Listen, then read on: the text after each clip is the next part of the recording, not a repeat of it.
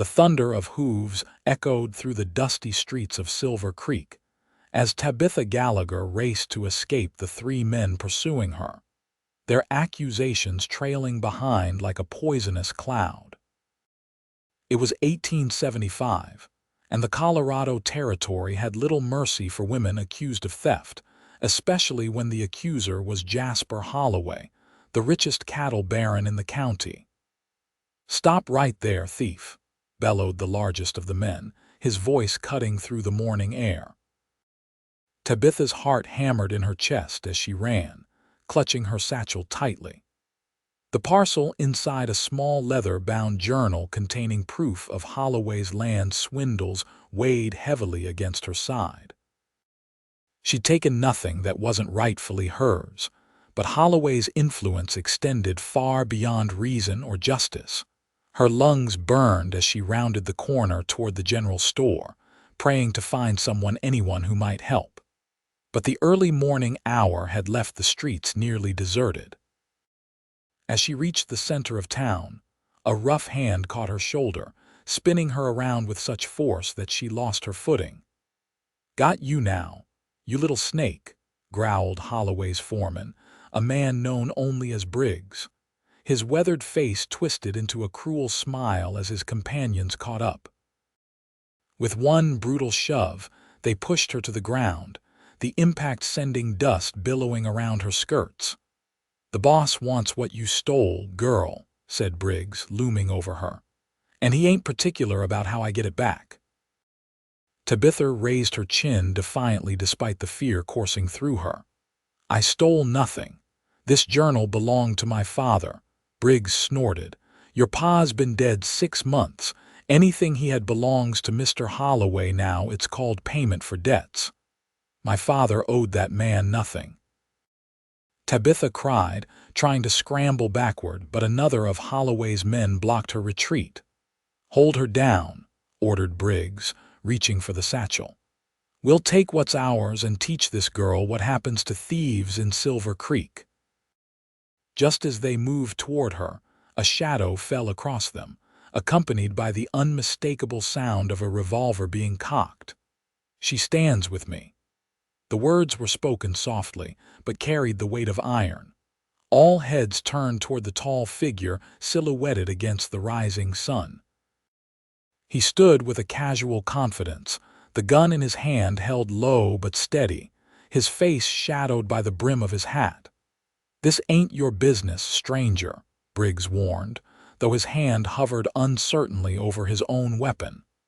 "I'm making it my business." The stranger stepped forward, and Tabitha could see him clearly now, a lean, broad-shouldered man with eyes the color of a summer storm. His clothes were trail-worn but clean, the star on his vest catching the morning light. "Name's Ranger Ellis, Roy Ranger Ellis. And I don't take kindly to seeing 3 grown men roughing up a lady in the street." Briggs spat in the dirt. "Lady, she's a thief." "That's so." Roy's gaze flicked briefly to Tabitha, then back to Briggs. "Then I suggest you take it up with the sheriff. Law's still the law around here, even for Holloway's men." A tense silence stretched between them, broken only by the distant crow of a rooster. Finally, Briggs lowered his hand from his gun belt. "This ain't over," he growled. "Holloway won't forget this." With a jerk of his head, he signaled to his men, and they backed away, disappearing down the street toward the saloon. Only when they were out of sight did Roy holster his weapon and extend a hand to Tabitha. "You all right, miss?" Tabitha hesitated, then placed her hand in his, feeling the callous strength as he helped her to her feet. "Yes, thank you," she said, brushing dust from her skirts. "Though I fear you've made powerful enemies on my account." Roy's mouth curved into a slight smile. "Wouldn't be the first time." He nodded toward her satchel. "Mind telling me what's worth 3 men hunting you down at daybreak?"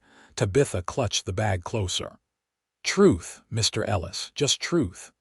He studied her for a long moment, then nodded. "Truth's a dangerous commodity in these parts." He glanced up the street where the first signs of the town awakening were evident. "You have somewhere safe to go, the boarding house," Tabitha replied, though uncertainty crept into her voice. "Though I doubt it will remain safe for long." Roy's expression darkened. "Holloway's reach is long." He seemed to consider something, then added, "I'm heading to the sheriff's office. Might be best if you came along, told your side of things before Holloway spins his tale." Tabitha nodded gratefully. As they walked side by side down the dusty street, she couldn't help but notice the occasional glances he cast her way, a curious mixture of concern and something she couldn't quite name flickering in his eyes. Sheriff Morgan's office was a simple affair, a wooden building with barred windows and a bench outside where the occasional drunk slept off his indiscretions. Inside, the air smelled of coffee, tobacco, and gun oil. The sheriff himself, a man with more silver in his beard than black, looked up from his desk as they entered. "Ellis," he greeted, his gaze shifting to Tabitha. "Miss Gallagher." There was caution in his eyes. "Heard there was trouble." "News travels fast," Roy commented, removing his hat. "Small town," Sheriff Morgan replied. He gestured to the chairs opposite his desk. "Sit, both of you." Once seated, Tabitha recounted everything her father's meticulous record-keeping, the discovery of Holloway's fraudulent land claims after her father's death, and her belief that the journal contained evidence that could stop Holloway's takeover of half the county. The sheriff listened without interruption, his weathered face revealing nothing. When she finished, he sighed heavily. "That's quite a claim, Miss Gallagher, and I don't doubt you believe every word. But Jasper Holloway is a powerful man with friends in the territorial government." "So we do nothing?" Roy asked, his voice carrying an edge. Sheriff Morgan fixed him with a stern look. "I didn't say that, but we need more than a dead man's journal to stand against someone like Holloway." He turned back to Tabitha. "May I see this evidence?" With reluctance, Tabitha removed the journal from her satchel and placed it on the desk. The sheriff flipped through it, his expression gradually shifting from skepticism to concern. "Your father was thorough," he admitted finally, "but this alone won't be enough." He closed the journal and returned it to Tabitha. "Holloway's already filed a complaint, says you stole financial documents from his office. His word against yours, unless we can find someone to corroborate these records." "My father's lawyer in Denver has copies," Tabitha said. "He sent me a wire yesterday saying he's found a judge willing to review the case." The sheriff nodded slowly. "That changes things. But Denver's 4 days' ride, and Holloway's men won't let you leave town easily." Roy, who had been silent, leaned forward. "I'm headed north anyway." "I could escort Miss Gallagher to Denver." Sheriff Morgan's eyebrows rose. "Thought you were passing through on your way south." "Plans change," Roy replied simply. The sheriff studied him for a long moment before nodding. "Might be best. Holloway's less likely to make trouble with a ranger involved." He turned to Tabitha. "You should leave today, before Holloway realizes what you're planning." As they left the sheriff's office, Roy walked Tabitha back to the boarding house, keeping a watchful eye on the street. "Pack only what you need," he advised. "We'll leave from the livery at noon." "Why are you helping me?" Tabitha asked suddenly, stopping to face him. "You don't know me." Roy's expression softened slightly. "Let's just say I've seen what happens when men like Holloway get to write their own rules." He tipped his hat. "Noon, Miss Gallagher." True to his word, Roy was waiting at the livery when Tabitha arrived, her possessions packed into a single bag. He'd acquired a second horse, a steady-looking mare with intelligent eyes. "She's gentle but sure-footed," Roy explained, helping Tabitha mount. "We'll stick to the main trail until we're clear of the county, then cut north through the foothills. Less likely to run into trouble that way." They left Silver Creek under the watchful eyes of curious townsfolk. Tabitha could feel the weight of their stares, could almost hear the whispers that would follow their departure. She wondered how many of them had suffered under Holloway's schemes, how many had lost land or livelihood to his greed. As the town receded behind them, Tabitha felt both relief and apprehension. The open country stretched before them, beautiful and unforgiving. She glanced at her companion, noting the easy way he sat his horse, the alertness in his posture despite his relaxed appearance. "Have you been a ranger long, Mr. Ellis?" she asked, breaking the silence that had fallen between them. "Roy," he corrected. "And yes, going on 5 years now. What made you choose such a life?" He was quiet for so long that Tabitha thought he might not answer. When he finally spoke, his voice carried a weight that suggested deeper waters than his calm exterior implied. "After the war, I came west looking for something. Not sure what. Ended up drifting, taking work where I could find it." His gaze remained fixed on the trail ahead. "Saw too many people suffering because those with power did as they pleased. Figured wearing this star might help even the odd some." Tabitha considered his words. "My father used to say that justice was like water. It always finds its level eventually, no matter how many dams men build to hold it back." Roy glanced at her, a genuine smile briefly transforming his face. "Sounds like a wise man." "He was," Tabitha said softly. "He taught at the university in Boston before coming west.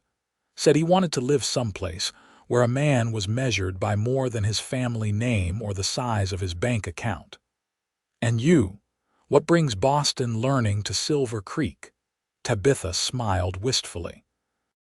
"I was born in Boston, but I grew up out here. After Mother died, Father couldn't bear the city anymore. We came west when I was 10. I've spent more years under these skies than eastern ones." Their conversation flowed more easily after that, punctuated by comfortable silences as they rode. By late afternoon, they'd covered good ground, and Roy suggested they make camp near a small stream sheltered by cottonwoods. As Tabitha gathered firewood, she watched Roy care for their horses with practiced efficiency. There was something reassuring about his methodical movements, the quiet confidence with which he approached each task. When their simple camp was established, they shared a meal of jerky, hardtack, and coffee. "We should reach Denver in 3 days if the weather holds," Roy said, adding another log to the fire. "Maybe less if we push the horses." Tabitha nodded, gazing into the flames. "I've never been to Denver." Father always spoke of it as a place of possibility, where the rough edges of the frontier meet civilization's polish. "It's growing fast," Roy acknowledged. "Not quite the city your father might remember, but not a mining camp either. Plenty of good people there, and plenty looking to make their fortune any way they can." They talked into the evening, sharing stories of their lives before Silver Creek. Roy spoke of his childhood in Pennsylvania, his time in the Union Army, and his wanderings after the war. Tabitha told him of Boston's cobblestone streets and her father's passionate lectures on history and justice. As night deepened, Roy insisted Tabitha take the bedroll while he kept watch. "Get some sleep," he urged. "I'll wake you if there's trouble." Despite her exhaustion, Tabitha found sleep elusive. The events of the day replayed in her mind, particularly the moment Roy had appeared, steady and fearless against Holloway's men. She watched him through half-closed eyes as he sat against a tree, his profile outlined by the dying fire. There was something in his stillness that spoke of both strength and sadness, and Tabitha found herself wondering what experiences had carved those lines around his eyes, what memories kept him vigilant in the darkness. Dawn broke clear and cool, painting the landscape in gold and rose. They broke camp quickly, eager to put more distance between themselves and Silver Creek. The day passed in steady travel, with Roy occasionally pointing out landmarks or wildlife. By midday, they'd reached the foothills, where the terrain grew more challenging but offered better cover. "Tracks," Roy said suddenly, reining in his horse and dismounting. He studied the ground with a frown. 3 riders moving fast passed through here yesterday, heading north. Tabitha's pulse quickened. "Holloway's men, can't be sure, but we should be careful." Roy remounted, his expression grave. "We'll take the high pass instead of following the valley. It's rougher going, but less likely they'd expect it." The change in route meant slower progress, but Tabitha didn't complain. As they picked their way through rocky terrain, she found herself studying Roy with growing curiosity. His caution never bordered on fear. His vigilance never wavered. Yet there was a gentleness in how he treated both horses and her that belied his hard exterior. They made camp that night in a sheltered hollow near a spring. After a simple meal, Roy cleaned his revolver by firelight, his hands moving with practiced precision. "Did you ever have to use it?" Tabitha asked, nodding toward the weapon. "In your work as a ranger?" Roy's hands stilled momentarily. "Yes," he said simply. Then, after a pause, "Not something I take pride in, but sometimes there's no other way." "I didn't mean to pry," Tabitha said, regretting the question. Roy shook his head. "It's a fair question." He resumed his work, his voice quiet but steady. "First time was hardest. Young outlaw, barely 20, robbing stage coaches near El Paso. Could have surrendered but chose to draw instead." His expression darkened. "Sometimes I still see his face in my dreams." Tabitha reached out impulsively, placing her hand on his arm. "I'm sorry." He looked at her then, surprise flickering across his features at the contact. For a moment, something unspoken passed between them, a connection that transcended the brief time they'd known each other. Then Roy cleared his throat and gently moved away, returning the revolver to its holster.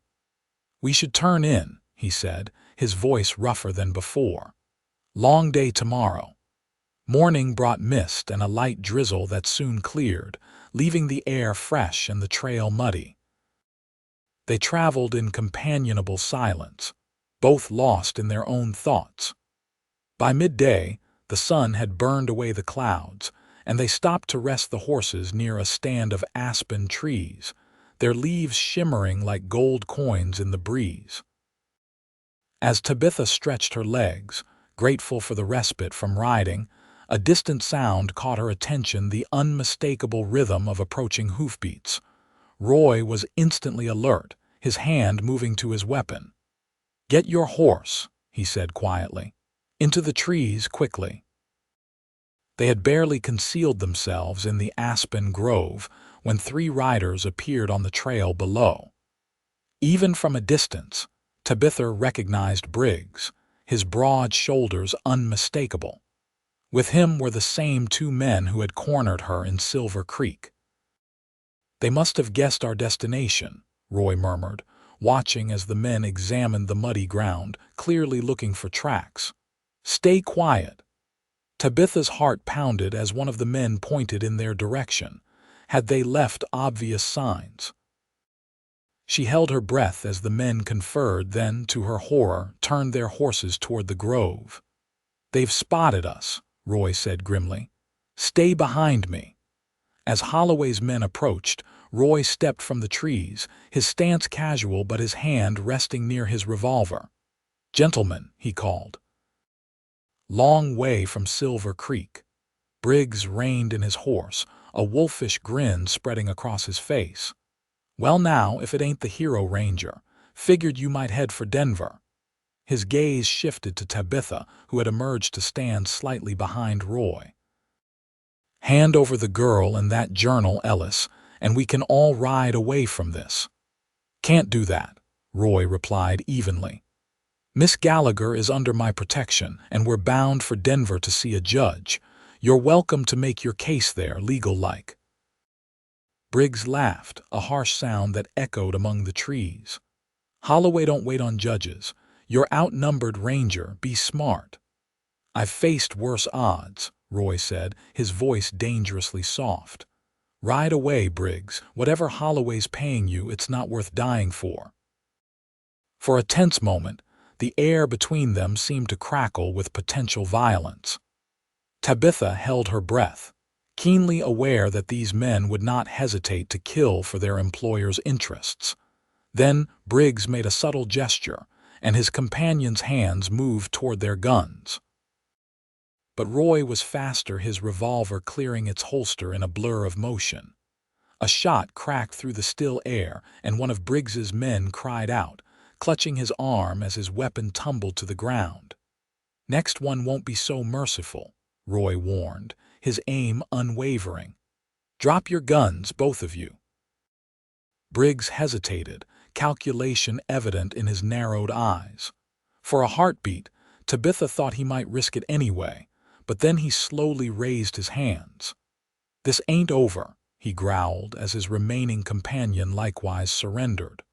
"Holloway has friends all over the territory. You won't make it to Denver." "Yet here we are," Roy replied coolly. "Toss those gun belts over here nice and easy." Once disarmed, Briggs and his men had no choice but to retreat, taking their wounded companion with them. Roy watched until they disappeared from view, then turned to Tabitha. "We need to move," he said urgently. "They'll be back with more men." They rode hard for the remainder of the day, pushing through exhaustion to put as much distance as possible between themselves and Holloway's men. The terrain grew increasingly rugged as they climbed higher into the foothills, following game trails and shallow stream beds to obscure their path. By nightfall, they reached a small plateau overlooking a valley. In the far distance, the lights of a settlement twinkled like earthbound stars. "Mining town," Roy explained as they made camp. "We'll skirt around it tomorrow. Too risky to pass through. Word travels fast in places like that, and Holloway might have contacts there." Tabitha nodded, too tired to speak. The day's events had left her drained, both physically and emotionally. As she helped prepare their simple meal, she found her hands trembling slightly. "You handled yourself well back there," Roy said quietly, noticing her distress. "Most people would have panicked." Tabitha managed a small smile. "I'm scared, not helpless. There's a difference." Roy's expression softened. "That there is." He handed her a cup of coffee, their fingers brushing momentarily. "We'll reach Denver day after tomorrow. Once we're there, you'll be safe." "And you?" Tabitha asked, surprised by how much the answer mattered to her. "What will you do once we reach Denver?" Roy stared into the darkness beyond their campfire. "Continue north, I suppose. There's always work for a ranger." The thought of parting ways left an unexpected hollow feeling in Tabitha's chest. In just a few days, this man had become more than a protector. He was someone she trusted, someone whose presence she had come to value beyond mere safety. They ate in silence, each lost in their own thoughts. As Tabitha settled into her bedroll, she found herself watching Roy as he took the first watch, his silhouette steady against the night sky. Sleep came slowly, filled with dreams of pursuit and narrow escapes, but always with Roy by her side, solid and unwavering. Morning dawned crisp and clear, the first hint of autumn coloring the landscape.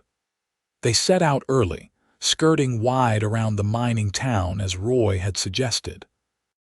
By midday, they had descended into gentler terrain, following a well-worn trail that Roy assured her would lead them to the main road to Denver. As they rode, Tabitha found herself studying Roy's profile, memorizing the strong line of his jaw, the way his eyes crinkled slightly at the corners when he spotted something of interest. She had known him for merely 3 days, yet she felt as though she had glimpsed something rare and valuable in him, a steadfast honor that went beyond his ranger's badge, a quiet strength that asked nothing in return. "Something on your mind?" Roy asked, catching her gaze. Tabitha flushed slightly. "I was just thinking about Denver and what comes after." It wasn't entirely a lie. If the judge rules in my favor, many in Silver Creek might finally get justice. Roy nodded. "Your father would be proud." "I hope so," Tabitha said softly. "Sometimes I wonder if I'm doing the right thing." "Holloway has powerful friends, as he keeps reminding us." "Standing up for what's right is never wrong," Roy replied.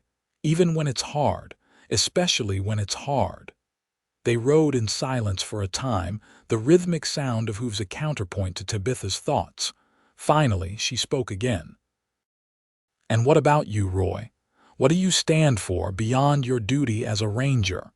He seemed surprised by the question, taking his time to answer. "Simple things, I suppose. Truth, fairness, the idea that a person's worth isn't measured by their wealth or influence." He glanced at her. "Things your father believed in too, from what you've told me." "Yes," Tabitha agreed, warmth spreading through her at the connection, though he would have added beauty and knowledge to that list. Roy smiled, a genuine expression that transformed his serious face. "Sounds like we might have gotten along." As the day progressed, they encountered more travelers on the road, merchants with wagons, families in covered carts, lone riders hurrying on unknown errands. Each passing stranger increased Tabitha's anxiety, knowing any might carry word of their presence back to Holloway's men. Roy sensed her unease. "We're almost there," he reassured her. "By this time tomorrow, you'll be meeting with your father's lawyer and all this will be behind you." Tabitha nodded, trying to take comfort in his words. Yet the thought of tomorrow brought not just relief but a pang of sadness. Once in Denver, their paths would diverge. Roy would continue his ranger duties, and she would return to Silver Creek to rebuild what Holloway had tried to destroy. They made camp that night in a sheltered hollow, close enough to Denver to see the glow of the city on the horizon, but far enough to avoid unwanted attention. As they sat by the fire, Tabitha found herself reluctant to sleep, knowing it was their last night on the trail together. "Roy," she began hesitantly, "I want to thank you, not just for protecting me but for believing me, for standing with me when no one else would." He looked up from the fire, his expression unreadable in the flickering light. "No need for thanks, anyone would have done the same." "No," Tabitha shook her head firmly. "Not anyone. You could have walked away in Silver Creek, left me to Holloway's men. You didn't even know me." Roy was silent for a long moment. "There was something about you," he finally said, his voice low. "Something that reminded me why I became a ranger in the first place. The way you stood up to those men, even outnumbered. That kind of courage deserves to be honored."